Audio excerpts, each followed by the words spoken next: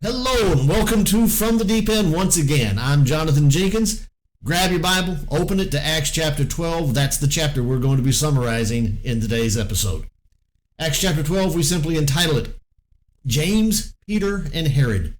It's the last of the chapters of the book of Acts, which focuses on the events surrounding the life of Peter. But we also learn some things about the fate of James, and we learn some things also about the fate of Herod. The key verse we have in the chapter comes from the verse which describes or which seals the fate of Herod. Verse number 22. The people of Sidon and Tyre say about Herod, they were shouting, "It is the voice of a god and not of a man." Four key events we have in this chapter. We have the death of James and the arrest of Peter in verses 1 through 5. Herod has James killed. He sees how the people like it. Of course, then he arrest Peter during the time of the Passover and was going to bring him out before the people, likely to suffer the same fate at the conclusion of the days of unleavened bread. In verses 6 through 12, we have Herod's plan thwarted because the angel releases Peter from the prison the very night that his fate was to be sealed. Then in verses 13 to 19,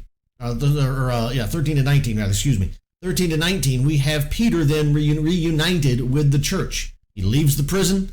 He goes to the house of Mary. We are introduced to John, or John Mark, or Mark as we know him perhaps best. We're introduced to Rhoda, who sees Peter at the door and does not first believe that it is actually Peter. She thought probably that he was going to be dead. But while their prayers are being offered, Peter is released. He is reunited with the church, and of course, they enjoy that reunion together. And then we conclude the chapter by Herod's death from God, that death by worms, or at least being eaten with worms as he was dying, there in verses 20 through 24 to conclude the chapter. So what do we learn in this chapter? Well, the lesson we're going to focus on is the one that you can take that's behind verse number 22, our key verse. Herod allowed them to call him a god and not a man. It takes a great man of great pride to do that. And what we're going to see is that Herod was exactly that. He was a man of pride who allowed his ego to change or to rule the way that he conducted his life, and certainly the way that he treated others.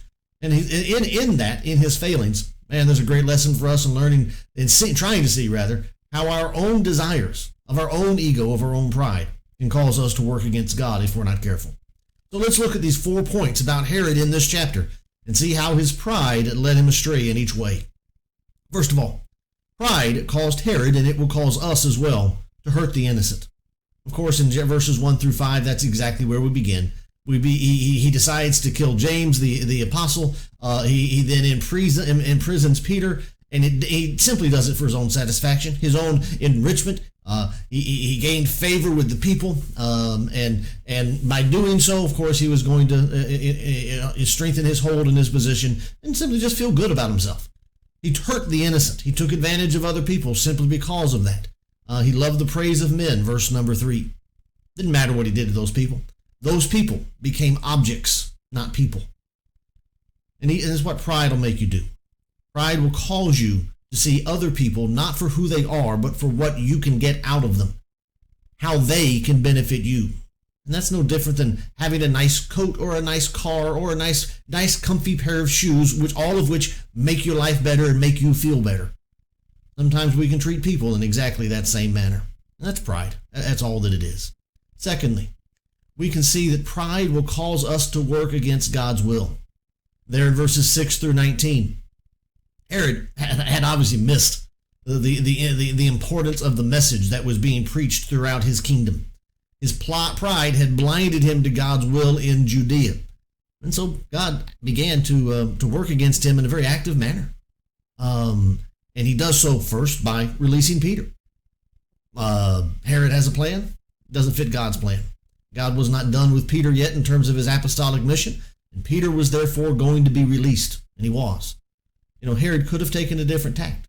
This is Herod Agrippa the first. We see Herod Agrippa the second, his son, later in the book of Acts, in Acts chapter 25. And we see very much the same kind of an interaction with him and Paul. These are men who, even as Paul says about Agrippa in his day, you know the Jewish traditions, you know the law, you know the things that have been done. Certainly Agrippa the first knew those things as well. but they chose not to see them. They chose not to submit to them.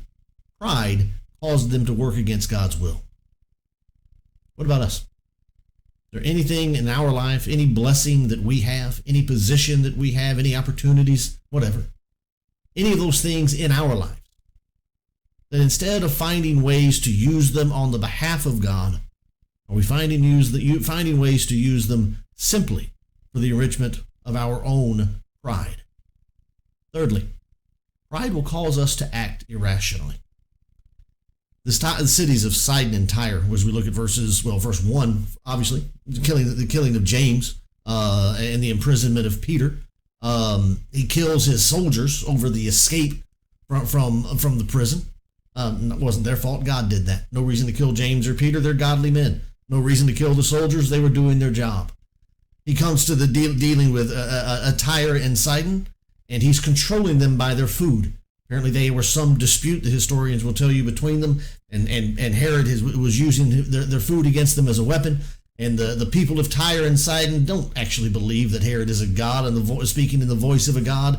They're just trying to butter him up. They're trying to stroke his ego and cause him to look more favorably upon him.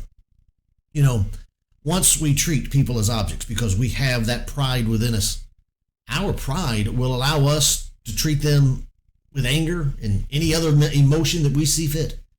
Cause us to abuse them and harm them and to act really against our own best interest.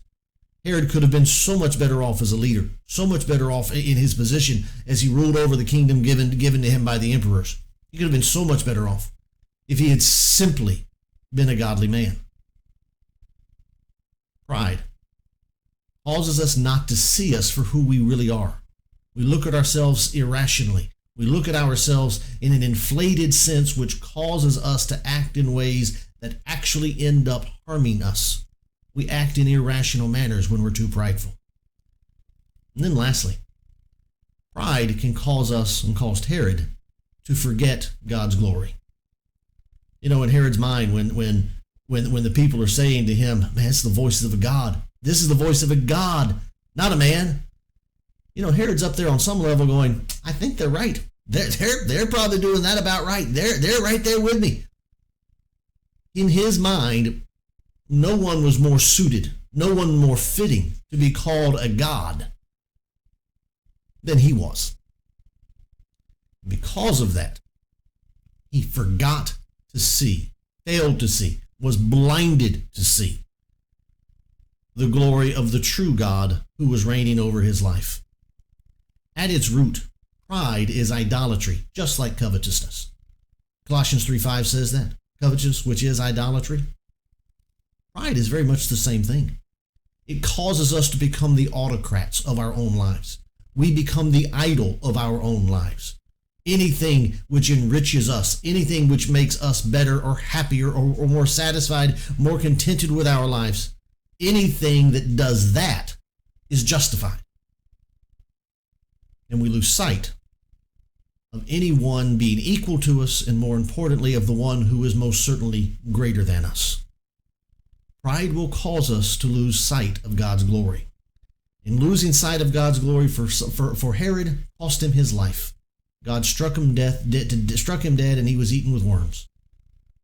It will cost us, perhaps our lives, because we may begin to act irrationally outside of the plan of God. But it will ultimately cost us our souls. Pride is a dangerous thing. Man must not think of himself more highly than he ought to. Self-respect is good. Pride is always harmful. Let's make sure that we learn the lesson of Herod. Do not let pride bring destruction into your life today. It's been my pleasure to be with you here on From the Deep End. Great chapter, Acts 12. I hope you have learned something from its verses. And we will be back the next time we have the opportunity here on From the Deep End and continue our study in the book of Acts. May God bless you, keep you safe, have a good day.